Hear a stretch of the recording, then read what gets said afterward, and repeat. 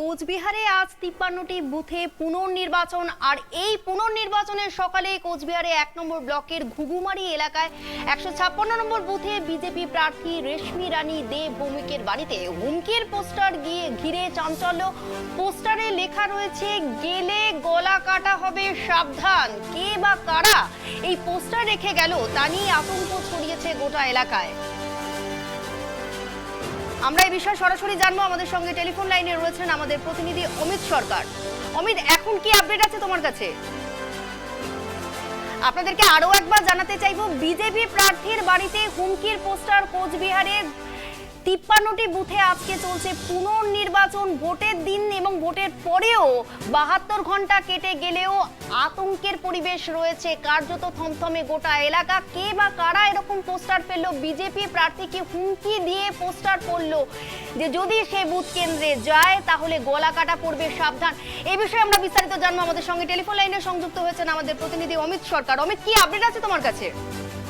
একদমই দেখো জয়শ্রী, যেটা দেখা গিয়েছে যে আজ সকালবেলা কিন্তু কোচবিহার 1 নম্বর ব্লকের যে ঘুঘুমারি এলাকা রয়েছে সেখানে কিন্তু যেটা দেখা গেল যে বিজেপির যে প্রার্থী রয়েছে সেই প্রার্থীর বাড়িতে কিন্তু সেখানটায় একটি পোস্টার ফেলে দেওয়া হয়েছে।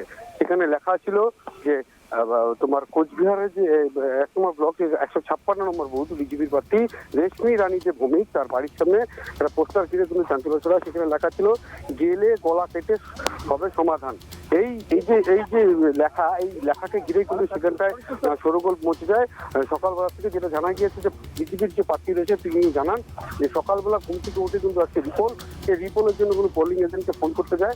সেই সময় কিন্তু দরজার সঙ্গে কিন্তু লাল রং দিয়ে কিন্তু একটি প্রচারবন্দি লেখা দেখতে পায়। সেটা দেখেই কিন্তু পরবর্তীতে সে ঘাবড়ে যায় এবং পরবর্তী ওই এলাকার মানুষদেরকে ডাক দেন এবং দেখে তারা কিন্তু পুলিশকে খবর দেওয়া হয়। মূলত পুলিশ কিন্তু প্রায় ঘন্টাখানিক পরে এসে কিন্তু সেই পোস্টার তুলে নিয়ে যায় এবং এলাকায় কিন্তু জানতে পাওয়া হয়েছে যেটা ওদের অভিযোগ, মূলত সেখানটায় কিন্তু তৃণমূল যারা রয়েছে তারা কিন্তু প্রতিনিয়ত গতকাল রাত থেকে তাদের বাড়ির সামনে হুমকি এবং সেট চলছে বলে জানা যাচ্ছে তাদেরকে যে ভোট দিতে গেলে কিন্তু সমস্যা হয়ে যাবে। এই বিষয় নিয়ে কিন্তু তারা ইতিমধ্যে সরব হয়েছেন। আর যে বিজেপি যারা রয়েছেন তারা কিন্তু অভিযোগ করছে যে তৃণমূল আর্থিক তারা কিন্তু এই ধরনের ঘটনা ঘটিছে। পাল্টা যে বিজেপির তৃণমূলের যে প্রার্থী রয়েছে যে জেলা পরিষদের আব্দুল জলিল আহমেদ, তিনি কিন্তু জানিয়েছেন যে এটা কোনো কিছু না। এর আগের দিন 8 তারিখে যেটা ঝামেলা হচ্ছে সেই কারণে আজকে রিপোর্ট হচ্ছে যে বিজেপির যারা রয়েছেন তারা কিন্তু এই বুথে এসে কিন্তু সমস্যা করেছেন। তারপরেই কিন্তু এই দিনটা কিন্তু রিপোর্ট হয়েছে। এই ঘটনার সাথে কিন্তু বিজেপির যুক্ত নাই। তৃণমূল বিজেপিরা কিন্তু যারা বিজেপি হচ্ছেন এবং যারা বিজেপি হচ্ছেন তারা কিন্তু চক্রান্ত করে তৃণমূল কালিমালিপ্ত করার চেষ্টা করছে বলে তারা জানিয়েছে। বিজেপি প্রার্থীর পক্ষ থেকে কোনো লিখিত অভিযোগ দায়ের হয়েছে? কোনো আপডেট আছে তোমার কাছে? দেখো, এখনো পর্যন্ত কিন্তু তারা কিন্তু এলাকা থেকে বেরোতে পারেনি। তখন সকালবেলা পরবর্তী কিন্তু পুলিশ গিয়ে তাদেরকে কিন্তু ভোট দেওয়ার জন্য বলেন এবং কেন্দ্রীয় বাহিনী কিন্তু ইতিমধ্যে ভোট রয়েছেন এবং তারা পরবর্তীতে তারা জেলা নেতৃত্বকে দাঁড়িয়ে জানিয়েছেন এবং পরবর্তীতে তারা কিন্তু এই বিষয় নিয়ে থানাতে কিন্তু বলে তাদের পক্ষ থেকে জানানো হয়েছে। স্থানীয় তৃণমূলের কাছ থেকে কি প্রতিক্রিয়া পাওয়া যাচ্ছে? দেখো, তৃণমূলের পক্ষ থেকে যেটা জানাচ্ছে, তৃণমূল কংগ্রেসের পক্ষ থেকে যে বিজেপি যারা দুষ্কৃতি হয়েছেন এবং তাদেরই একাংশ তারা কিন্তু এই ঘটনা ঘটেছে এবং নিজেরা করছে কিন্তু তৃণমূল কংগ্রেসকে কালিমালিপ্ত করার জন্য এবং তাদেরকে ফাঁসানোর জন্য চেষ্টা করছে বলে তৃণমূল পক্ষ থেকে জানানো হয়। অসংখ্য ধন্যবাদ অমিত তোমাকে। যেমনটা আমাদের প্রতিনিধি জানালেন, কোচবিহারে আজকে 53টি বুথে পুনর্নির্বাচন এবং পুনর্নির্বাচনের দিনেও কিন্তু চাপানুতর পরিস্থিতি। কোচবিহার 1 নম্বর ব্লকের ঘুঘুমারি এলাকায় 156 নম্বর বুথের বিজেপি প্রার্থী রেশমি রানী দে ভৌমিকের বাড়িতে হুমকির পোস্টার ঘিরে চাঞ্চল্য ছড়িয়েছে এবং পোস্টারে যেটা লেখা রয়েছে, গেলে গলা কাটা হবে সাবধান। কে বা কারা এই পোস্টার রেখে গেল তা নিয়ে এখনো ধোঁয়াশা রয়েছে। ইতিমধ্যে ঘটনাস্থলে পৌঁছেছেন পুলিশ কর্মী, পুলিশ আধিকারিক। আতঙ্ক রয়েছে গোটা এলাকায়। 7 তারিখ রাত্রিবেলায় আমাদের পুলিশ এজেন্ট ছিল 2 জন, তাদের বাড়ি থেকে হুমকি দেওয়া হয়েছে যে বুথে কেউ যাবে না, এগুলো অসুবিধা হবে। তারপরেও সে সাহস করে আমরা সবাই গেছি। আমি প্রার্থী, সবাই আমাকে ফোন করে সবাইকে ফোন করে আমরা সবাই গেছি। তারপর 7টা থেকে ভোট শুরু হয়েছিল, 11টা পর্যন্ত ভোট ঠিকঠাক হয়েছে।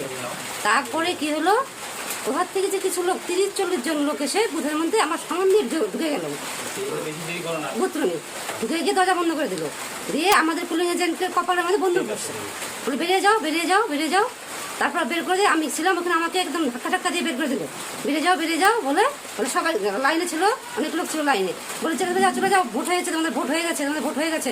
তারপর লোক কী করবে, সবাই দৌড়ে চলে গেল। তারপর আমরা চলে আসলাম। তারপর ওদের মধ্যে কী হয়েছে, ওদের মধ্যেই কী গণ্ডগোল হয়েছে, সব সেখানে প্রশাসন সব ফেলে দিয়েছে, দিয়ে ভোট ক্যান্সেল করে দিয়েছে। দেওয়ার পরে আজকে ভোট হওয়ার কথা, কালকে রাত্রে থেকে আমাদের বিকেল থেকে আমাদের ধুমকে দিচ্ছে, কেউ কিন্তু কালকে যাবে না ভোটে। পুলিং এজেন্টের এক বাড়িতে রাত্রে কয়েকজন গেছে কালো কাপড় বেঁধে, যাবে না কিন্তু কেউ যাবে না ভোটে, কেউ যাবে না। তারপর আমি সকালটা উঠেছি, ঘুম থেকে উঠে আমি যাবো, আমার পুলিং এজেন্ট ফোন করতে হবে, দরজাটা খুলে দেখি আমার এগুলোর সামনে একটা লাল কাগজে বড় বড় একটা কাগজে, সে কাগজ চমকে গেছি, দেখি এখানে কাছে গেলে গলা কেটে নেওয়া হবে, সাবধান। তারপরে কী করবো, আমি সবাইকে ফোন করে ডাকলাম। তারপরে সে মিডিয়াকে ফোন করা হলো, ওনারা আসলো। তারপরে কেন্দ্রীয় বাহিনী এসেছিলো, র্যাব এসেছিলো, পুলিশ এসেছিলো। ওনারা বললো সে ভোট দিতে যান, কিছু হবে না। হ্যাঁ, আমরা গিয়ে ভোট দিয়ে আসলাম, তখন থানায় ডায়েরি করতে বললো। তারপরে ভোট দিয়ে এসে বসে আছে, আমাদের কোনো পুলিং এজেন্ট ভিতরে নেই। হচ্ছে দেখছেন না, সুন্দরভাবে শান্তশিষ্টভাবে ভোট হচ্ছে। এটা মানে এটা প্রচার অপপ্রচার করছে, সেই প্রচারের উচিত জবাব রিপোলে পাবে। বিজেপি প্রার্থীর বাড়িতে সকালেই পোস্টার গলা কেটে দেওয়া হবে, ওটা নিজেরা শোনেন, জানে যে নিজেরা এখানে কিছু হবে না, ভোটও লোক দেবে না, লোক বুঝিয়ে গেছে, সেই জন্য ওটা করছে। আমি বলি এখানে যদি বিজেপির কেউ থাকে, বলে যে জলবি আমরা বিজেপি আমি নিয়ে যে ভোট দেবো, যে প্রার্থী এখানে থাকতো আমি নিয়ে যে ভোট দেওয়া এখানে কেন দেবে না? গণতন্ত্রের দিকে এগুলো প্রচার অপপ্রচার, এগুলা বাড়িতে থেকে যখন দেখছি পরিস্থিতি খারাপ, তখন ওগুলো যখন যার যুগ আসে এগুলো করে। দাদা রিপোল কেন করতে হলো? রিপোল হচ্ছে আমি জানি না, আমি যেটা শুনছি কেউ কিছু দুষ্কৃতকারী কে বা কাহারা সেদিন নাকি ব্যালট নিয়ে ছেঁড়াছেড়ি করছে, সেটা রিপোল হবেই, অ্যাজ পার লয় রিপোল হবে, এবং আমরা চাচ্ছি রিপোল হোক, তো মানা যাবে না। আজ বুথে বুথে কেন্দ্রীয় বাহিনী, কি বলবেন? ঠিকই আছে, শোনেন, কেন্দ্রীয় বাহিনী চেয়েছে, কেন্দ্রীয় বাহিনী আসছে, কেন্দ্রীয় বাহিনী দিয়ে হচ্ছে নির্বাচনের পরে দেখবেন কেন্দ্রীয় বাহিনী দিয়ে লাভ হয় না লস হয়। আমরা বলছি আমার কেন্দ্রীয় বাহিনী থেকে আমাদেরই লাভ হবে, ওদের লস হবে।